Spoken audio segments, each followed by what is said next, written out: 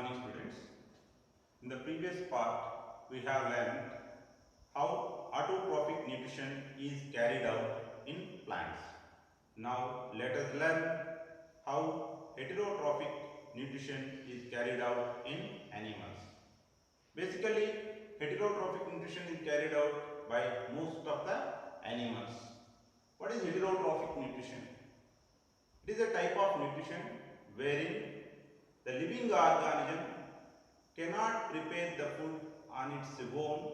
Instead, it depends on autotrophic organisms either directly or indirectly for its food purposes.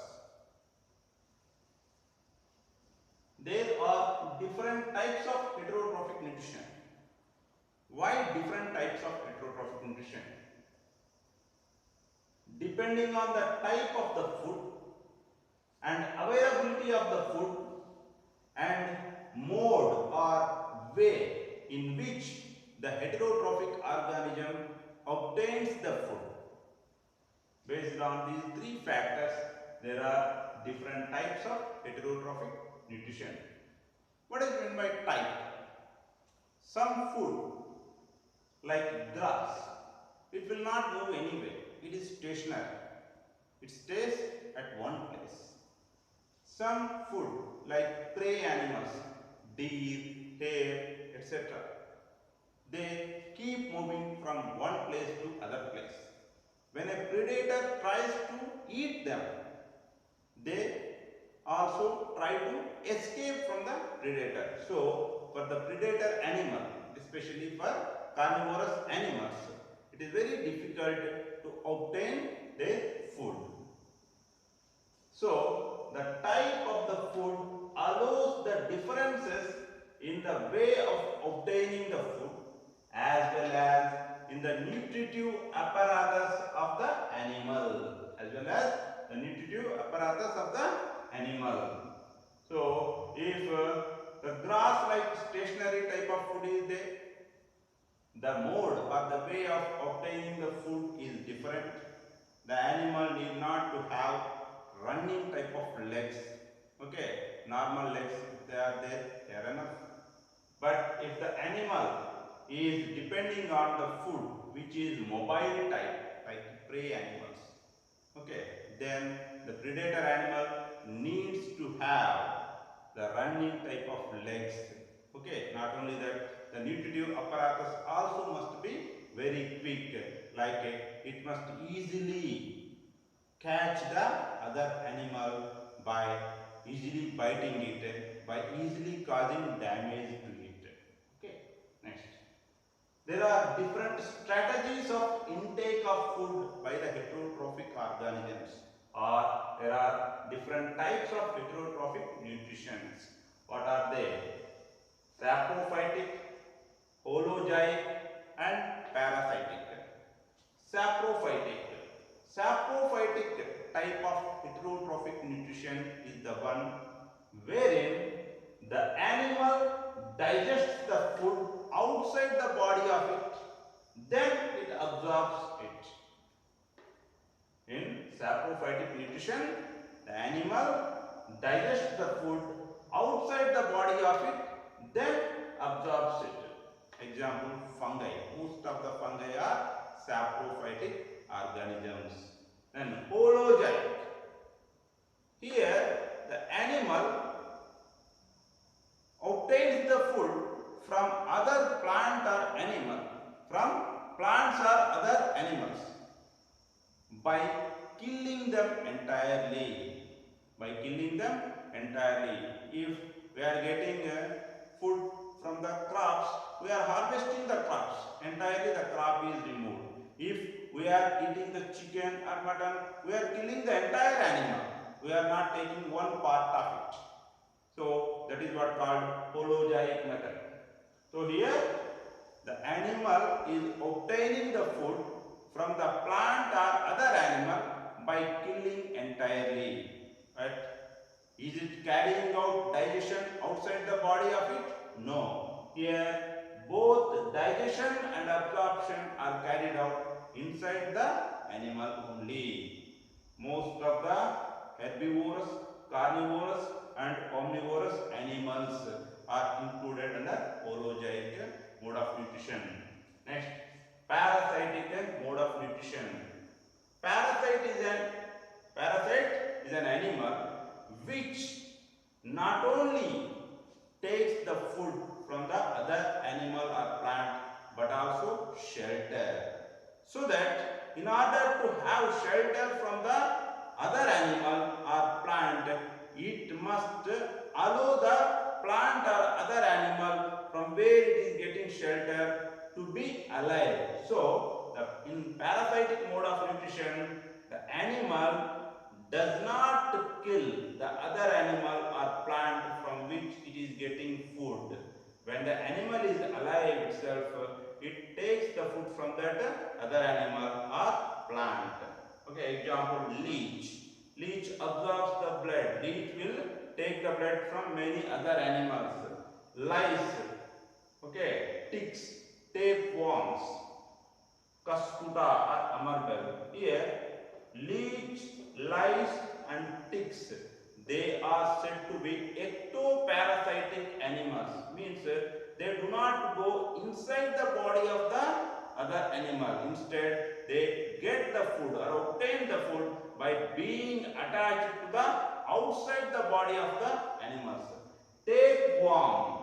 Tapeworm like animals are considered as endoparasites because they do not stay outside the body of the animal. Instead, they go inside the body of the animal, inside the body of the animal, and then they take the food from the other animal without killing it. Cuscuta, it is called parasitic plant. It is especially stem parasite, means it is also a plant, but it grows on the stem of other plants. Okay, so in terms of animals also there are some parasitic animals. In terms of plants also there are some parasitic plants. Example for parasitic plant is Cuscuta or amarbel.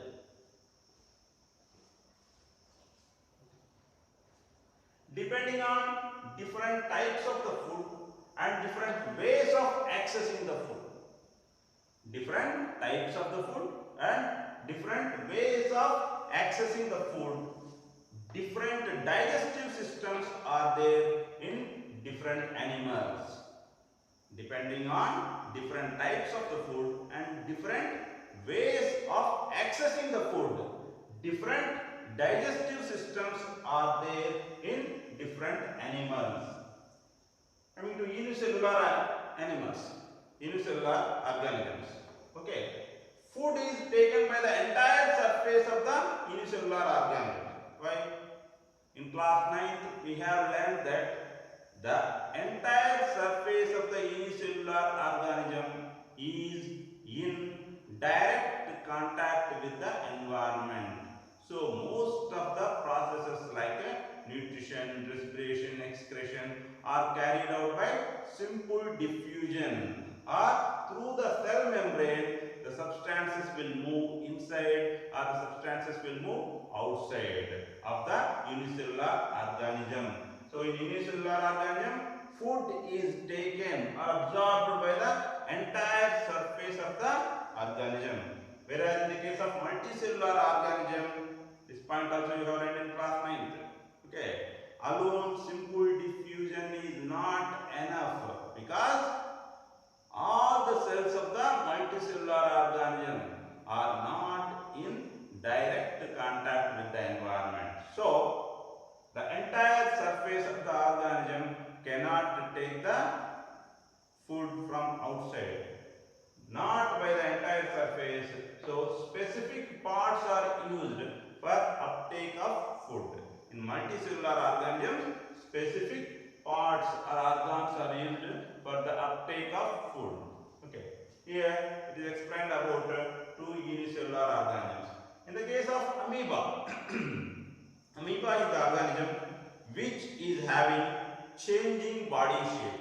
It is not having fixed shape of the cell because it can form the pseudopodia or false feet. These false feet are extended out and they can surround the prey particle or food particle, then where the pseudopodia meet with each other, there the cell membrane fuses and it joins, so that inside the amoeba a food vacuole is formed. Into this food vacuole, digestive enzymes are released, then the food is digested. After the digestion of the food, the undigested food will be diffused out through the cell membrane. So, amoeba can take up the food from any surface because it can form the pseudopodia. In whichever the direction food particle is there, in that direction it forms the pseudopodia, then it captures that food. In the case of paramecium, it is not like that. Paramecium also is a unicellular organism, but it cannot take the food in any part from any point of its body surface. It can take up the food only from a specific spot, and the food is directed to that spot by the cilia. Cilia are small hair-like structures present on the entire surface of the paramecium. These cilia drive the food towards that specific spot into which or through which the food will be entering inside the paramecium. Okay. Coming to the nutrition in human beings. In human beings, for the purpose of nutrition, a long tube is present which extends from mouth to anus. This long tube that is used for the nutritional purpose is called alimentary canal or gut. Along with that alimentary canal, associated digestive glands are there which helps in the process of digestion of the complex food that is taken into the alimentary canal. There are different parts in this alimentary canal. Means different portions of the alimentary canal are going to perform different functions. So there are different parts. What are those different parts of our alimentary canal? Mouth. It is the opening of the alimentary canal. It is the opening of the alimentary canal through which food is ingested. Ingested means it is taken in. It is taken in. Then oral cavity. Oral cavity means mouth is only opening. Oral cavity means after the mouth, the inside, the area, before pharynx, whatever the area is there, that area, it is like a big cavity. Okay. It is called oral cavity. In this oral cavity, tongue, teeth, and the associated digestive glands, one of them, that is salivary glands, are present. Next, pharynx. Pharynx is the junction between the digestive system and respiratory system. Okay. Next, esophagus. It is called food pipe. It is exactly present backside of our windpipe or trachea. Then stomach. Stomach is a J-shaped bag which is flexible, which can expand upon the entry of food. Okay, which also contains the digestive glands in its wall. The digestive glands present in the stomach walls are called gastric glands. Then small intestine. Small intestine is the longest part of the alimentary canal. Even though it is the longest part, it is present in a compact space. How the longest part can be accommodated in the compact space? Because it is present in extensive coiled form. Because of its extensive coiling, the small intestine is arranged in a compact space. Small intestine is the part of the alimentary canal where major portion of the digestion or complete digestion is carried out. And then large intestine. It is the large sized tube-like structure after small intestine where large amount of water is absorbed. Then anus. It is also opening, but here food is adjusted out. Which food? Undigested food is adjusted out. Okay. there are certain associated digestive glands.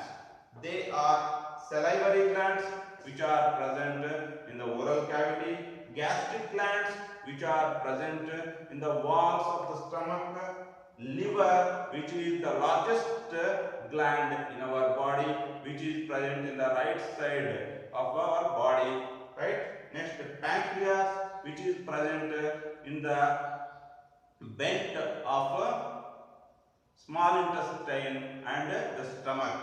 Okay, and small intestinal glands. Within the walls of small intestine also there are some glands. They also release very important digestive enzymes related to the digestion process, and the enzymes that are released by these all digestive glands and their function we will discuss in the next topic. Thank you.